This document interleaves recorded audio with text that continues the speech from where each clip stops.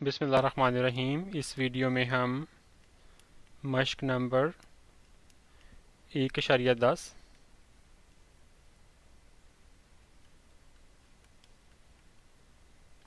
उसका सवाल नंबर 3 शुरू करते हैं। इसके 12 पार्ट्स हैं, जितने होंगे इंशाल्लाह इसमें करेंगे, बाकी फिर अगली वीडियो में। और इसमें ये जो सफ़ा नंबर, हाँ जी, ये सफ़ा 36 पे है। ठीक है जी। पहला वाला है जी x square minus 7x plus 10 is equal to zero. आपने सब के जो है ना हल सेट मालूम करने हैं बस ज़रिया तज्ज़ी।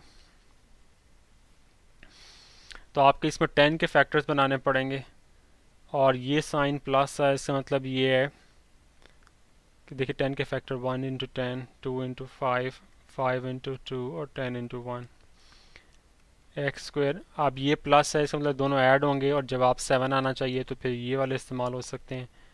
बड़ी रकम का निशान नेगेटिव, चूँकि ये नेगेटिव है और दोनों को चूँकि ऐड करना है, ये बताता है दोनों को ऐड होना चाहिए, तो दूसरे का निशान भी नेगेटिव होगा। एक्स कॉमन ले लिया, एक्स माइनस 5, इधर से -2 कॉमन ले लिया, एक्स माइनस 5। यहाँ से ऐसी चीज़ कॉमन लेने की कोशिश करें कि जो यहाँ पे आ रहा है ना वो यहाँ पे आए। तो एक्स माइनस 5 अब ओवरऑल कॉमन ले लिया इसमें से और इसमें से, बाकी एक्स माइनस 2 बचा। अब अगर एक्स माइनस 5 ज़ीरो के बराबर है तो एक्स 5 आ गया, और अगर एक्स माइनस 2 ज़ीरो के बराबर है तो एक्स 2 आ गया। तो हल सेट हमारा 2 और 5 आ गया। जवाब मैं चेक कर लूँ, 2 और 5 बिल्कुल ठीक है। अगला वाला पार्ट करते हैं। 9x square minus 6x minus 8 is equal to zero. 9x square आपने फैक्टर्स किसके बनाने हैं? 9 को 8 से ज़रब दें 72 के, 72 के। अब क्योंकि -8 है तो इसका मतलब ये है कि वो सब्ट्रैक्ट होंगे और आंसर 6 आना चाहिए, बड़ी रकम का निशान नेगेटिव होगा। अब देखें इसके दो फैक्टर 12 को 6 से ज़रब दें तो 72 आ जाता है ना, 72। और अगर मैं इसका निशान नेगेटिव ले लूँ, इसका निशान पॉजिटिव ले लूँ, तो ज़ारी बात है फिर वो -6 आ जाएगा मुझे। -12x plus 6x minus 8 is equal to zero. तो इधर से मैं 3x कॉमन ले सकता हूँ, तो 3x ही बचेगा, -4 बच गया इधर।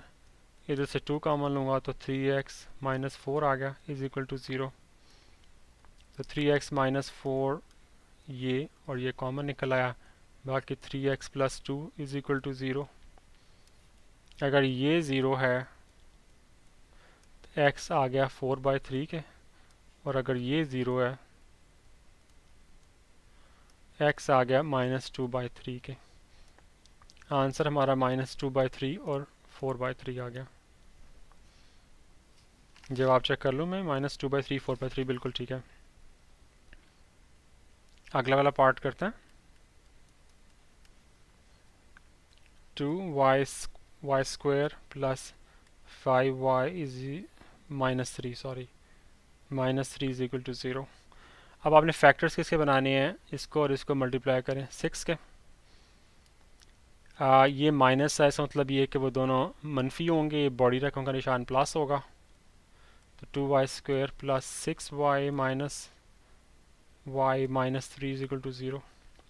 6 के फैक्टर 6 इंटू 1, ये 1 इंटू 6 होते हैं ना, तो ये मैंने इस्तेमाल कर लिए। 2 कॉमन ले लें, 2y, तो y प्लस 3 आ गया इधर, -1 इधर से कॉमन ले लें, y प्लस 3। तो y प्लस 3 मैं ओवरऑल कॉमन ले रहा हूँ दोनों रकमों में से, ये तो बचा क्या है, 2y minus 1 is equal to zero. अब अगर y प्लस 3 ज़ीरो के बराबर हो तो y -3 आ जाएगा, और अगर 2y माइनस 1 ज़ीरो के बराबर हो तो y 1/2 आ जाएगा। हल सेट हमारा 1/2 -3। पार्ट नंबर 3 के मैं आंसर चेक करना चाह रहा हूँ। 1/2 -3 बिल्कुल ठीक है।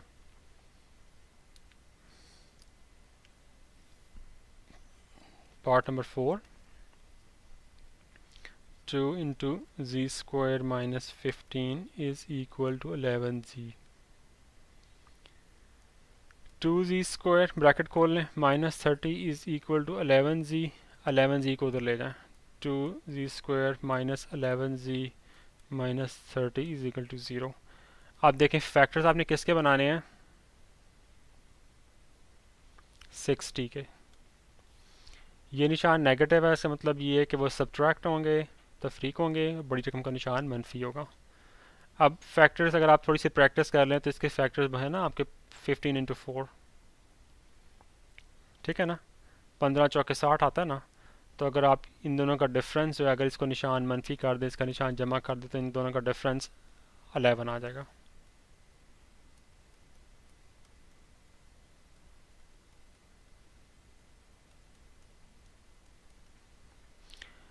तो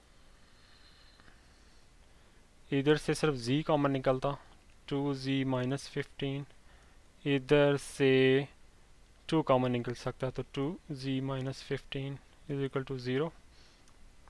2z माइनस 15 ये कॉमन ले रहा हूँ मैं, ठीक है, into z plus 2 is equal to 0। तो अगर 2z माइनस 15 0 के बराबर हो तो z किसके बराबर आ गया, 15/2 के।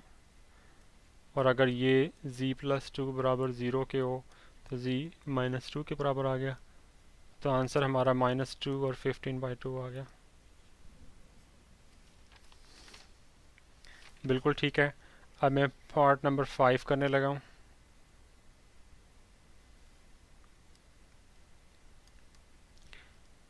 (5s² minus 12 is equal to 17s। अब देखिए इसमें उन्होंने वो जो कॉमन वेरिएबल्स होते हैं ना एक्स वाई जी, उसकी बजाय उन्होंने एस दिया हुआ है, कोई फ़र्क नहीं पड़ता इससे।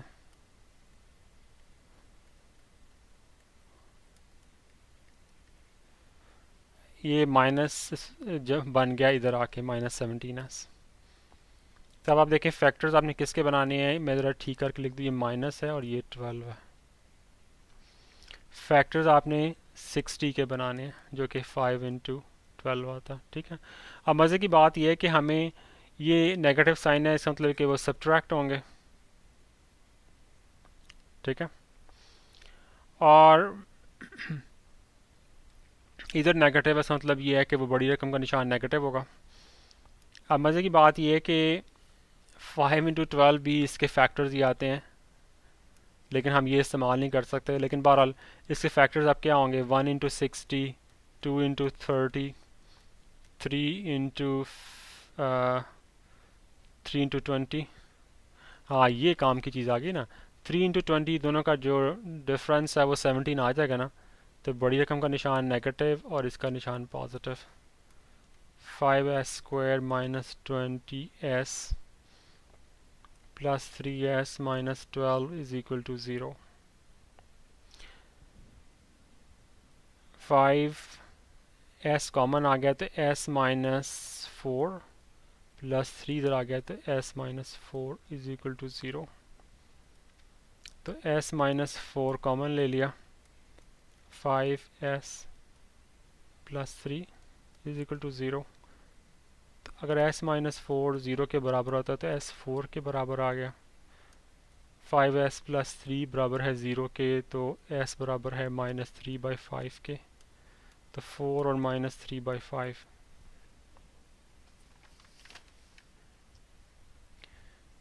(4 - 3/5) बिल्कुल ठीक है। मैं यहाँ एक चीज़ कहना चाह रहा था कि आपको थोड़ी देर पहले मैंने कहा था कि बड़ी इंटरेस्टिंग चीज़ है जी कि इसका और इसका सॉरी इधर इसका और इसको आपने मल्टीप्लाई करना है, 60 उसके फैक्टर्स बनाने हैं। और मैंने कहा था मज़े की बात यह कि इसके फैक्टर 5 और 12 भी आते हैं जो इनके कोफिशिएंट्स हैं, लेकिन वो इस्तेमाल नहीं होंगे। तो मेरा ख्याल है कि शायद मैं कुछ और सोच रहा था, लेकिन एक्चुअली मैं ठीक नहीं कह रहा था। क्योंकि सोचिए ज़ारी बात है, अगर आप इन दो चीज़ों को मल्टीप्लाई करके कोई चीज़ ला रहे हैं तो उनके फैक्टर्स के अंदर तो ये चीज़ें भी तो आएंगी ना, क्योंकि ये मल्टीप्लाई होगी तो वो आ रही हैं। लिहाजा मेरा वो कमेंट इग्नोर कर दीजिएगा। अब बहरहाल हम अगला वाला वो सवाल हल करते हैं।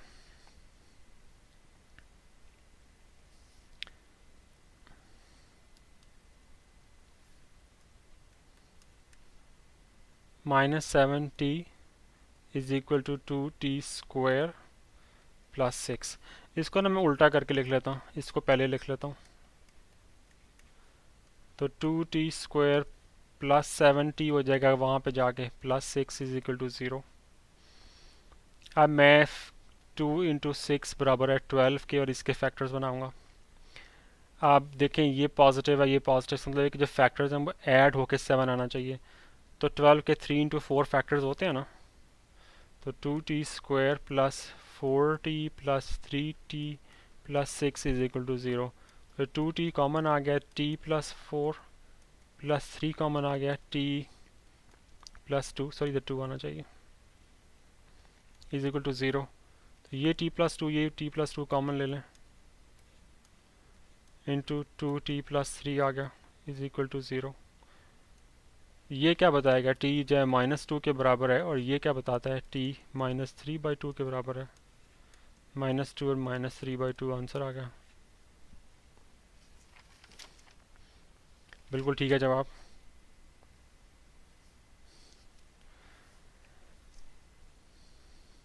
अगला वाला पार्ट करते हैं। x² minus 8px plus 12p² is equal to 0। अब याद रहे इस चीज़ में कि आपको ये सवाल कन्फ्यूजन में ना डाले। यहाँ पे सॉरी, जो आपका वेरिएबल है ना वो x है, ठीक है। आप x लेके इसको हल करेंगे, और एक मेरे जन में ख्याल आ रहा है कि अगर हम मुमकिन अगर हम p को x को अगर हम वेरिएबल लेते हैं तो इसका मतलब कि p हमारा ना कांस्टेंट होगा। तो उसका जवाब देखते हैं क्या आता है। तो मैं कह रहा था कि अगर हम x² को वेरिएबल लेते हैं या x को वेरिएबल लेते हैं तो फिर p को जो है ना हमें एक कांस्टेंट मानना पड़ेगा। ये जो p है ये वाला। अच्छा, अब हमें ये तो नहीं बताया गया कि वाकई x वेरिएबल है, मुमकिन है p वेरिएबल हो, अब एक वक्त में एक वेरिएबल होगा। तो अगर हम p को वेरिएबल लेते हैं तो फिर हमें x को कांस्टेंट मानना पड़ेगा। अब मेरा ज़ाती तौर पे ख्याल है कि दोनों सूरतों में ना जवाब शायद मुख्तलिफ आए, ठीक है। अब ऐसा करते हैं कि हम फ़िलहाल ना x को वेरिएबल लेके चलते हैं, इसका जवाब देखेंगे कि क्या आता है, और उसके बाद वैसे ही ज़रा ट्राई करेंगे कि भाई क्या हम अगर उसको लेके चलें तो क्या जवाब ठीक आता है कि नहीं आता। मतलब अगर हम p को वेरिएबल ले लें और x को कांस्टेंट मान लें, फिर देखेंगे इसको, उसको उस तरह भी ट्राई करके देखते हैं, लेकिन फ़िलहाल x के साथ चलते हैं। अच्छा जी, अब क्या है कि x² है माइनस ये 8x है प्लस 12p² है, ठीक है जी। अब ये सारा का सारा कांस्टेंट है, और ये x है, ये उसका कांस्टेंट जो है वो 8px है, ये x² है। तो इसको फैक्टर्स बनाएंगे फिर हम किस चीज़ के, 12p² के, क्योंकि अगर मैं सारा इसे कांस्टेंट मान लेता हूँ, इधर 1 है, तो 12p² के फैक्टर्स बनेंगे। अब ऐसे फैक्टर्स होने चाहिए कि उनका जवाब जो है वो यहाँ से प्लस से पता चलता है कि वो दोनों ऐड होंगे, बड़ी रकम का निशान नेगेटिव होगा, और जवाब जो है ना हमारा दोनों को ऐड करने से क्या आना चाहिए, 8p आना चाहिए। इसके फैक्टर्स जो हैं इसको मैं लिख सकता हूँ ना 2p² इंटू, नहीं इसको मैं 2p इंटू 6p लिख सकता हूँ ना। हाँ, ये देखिए कितना इंटरेस्टिंग है। मैं सोच रहा था कि 2p² इंटू 6p², वो तो फिर वो स्क्वायर स्क्वायर मिलके वो तो p की पावर 4 बन जाएगी। तो 2p इंटू 6p ये उसके फैक्टर्स बन सकते हैं ना, 2p इंटू 6p। मेरा ख्याल ये हमारी बात ठीक है, इसको लेके चलते हैं। ये दोनों प्लस है ना, तो इसका निशान भी नेगेटिव, इसका भी निशान नेगेटिव। तो x² minus 6px minus 2px plus 12p² is equal to 0। x common ले लूँ तो x माइनस 6p इधर आ गया, माइनस 2 p कॉमन ले लेता हूँ, p यहाँ से निकल सकता है, हाँ जी, इसमें p कॉमन निकल सकता है। तो x माइनस 6p इधर आ जाएगा, इज इक्वल टू 0। तो x माइनस 6p इधर से कॉमन आ गया, और x माइनस 2p इधर आ गया, इसके मुताबिक x की कीमत 6p है और इसके मुताबिक x जो है ना वो 2p है। 2p और 6p, ये हमारा जवाब आ गया। अच्छा, पीछे बिल्कुल यही जवाब दिया हुआ है, लेकिन सिर्फ और सिर्फ फ़न के लिए ना मैं इसी सवाल को दूसरी तरह करने लगा हूँ। X square minus 8px plus 12p square. मैंने पहले कभी ये सवाल नहीं किया, मैं ट्राई कर रहा हूँ, देखें मे बी मैं गलत सोच रहा हूँ, लेकिन जस्ट फॉर फन करके देखते हैं। हम एज्यूम करते हैं कि p जो हमारा ना वो मुतगय्यर है और x जो है ना वो हमारा वेरिएबल है, नॉट वेरिएबल बट मुस्तकिल रकम कह लें या कांस्टेंट है। ठीक है, तो इसको मैं ऐसे लिख सकता हूँ 12p स्क्वायर माइनस 8p। इसको बल्कि ना बेहतर ये है कि मैं 8xp लिखूँ क्लैरिटी के लिए। Minus 8xp plus x square is equal to 0। अब मुझे फैक्टर्स किस किस के बनाने हैं? 12 इंटू 1, 12 के फैक्टर्स बनाने हैं। वो फैक्टर ऐसे बनेंगे कि उनका जवाब माइनस 8x आना चाहिए। सॉरी, 12x स्क्वायर के फैक्टर्स बनाऊंगा। I'm सॉरी, मैं गलत कर रहा था। 12 इधर और ये x स्क्वायर हमने डिसाइड कर लिया है कि ये कांस्टेंट है, तो 12 और x स्क्वायर, 12x स्क्वायर के फैक्टर्स बनाऊंगा। ठीक है, ये निशान प्लस के लिहाजा वो ऐड होंगे, तो इसके फैक्टर्स क्या होंगे? 2x into 6x। ये निशान नेगेटिव, ये भी नेगेटिव, क्योंकि दोनों ऐड हो रहे हैं और निशान बड़ी रकम का नेगेटिव है। इधर बड़ी का नेगेटिव है तो छोटी का भी नेगेटिव होगा, क्योंकि दोनों ऐड हो रहे हैं। तो 12p square minus 6xp minus 2xp plus x square is equal to 0। अब यहाँ से आप 6p कॉमन ले लें तो 2p आप बच जाएगा, माइनस 6p चला गया तो इधर x आ गया। यहाँ से आप माइनस x कॉमन ले सकते हैं ना,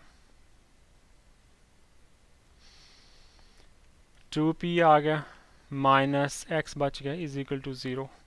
6p minus x is equal to 0। Sorry, ऐसा नहीं करना चाहिए मुझे, अभी मैं रेस करता हूँ, सॉरी।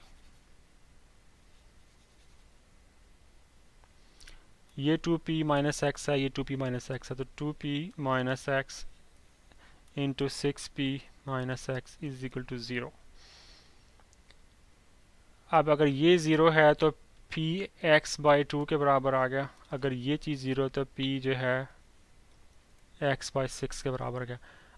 अब मज़े की बात देखें कि इसका हल सेट x बाई 2 है और x बाई 6 है। जब लास्ट टाइम किया था तो 2p और 6p आया था और इधर x बाई 2 और x बाई 6 आया।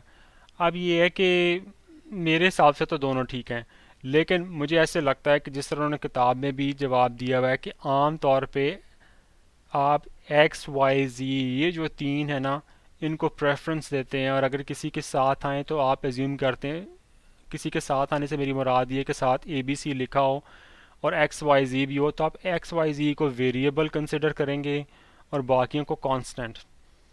इस तरह उन्होंने किताब में जवाब दिया हुआ है। तो उस तरह भी हमने करके देखा, इस तरह भी करके देखा जस्ट फॉर फन। तो बहरहाल जब आप एग्ज़ाम में अगर कोई ऐसा क्वेश्चन आए कि x भी दिया हो और साथ ए बी सी भी हो, तो आप x को वेरिएबल लेंगे और ए बी सी को कांस्टेंट लेंगे। तो इसके साथ ही इस वीडियो को ख़त्म करते हैं। बाकी वाले जो जुज़ हैं और पार्ट्स हैं सवाल नंबर 3 के, वो अगले वाले वीडियो में करते हैं। अस्सलाम वालेकुम।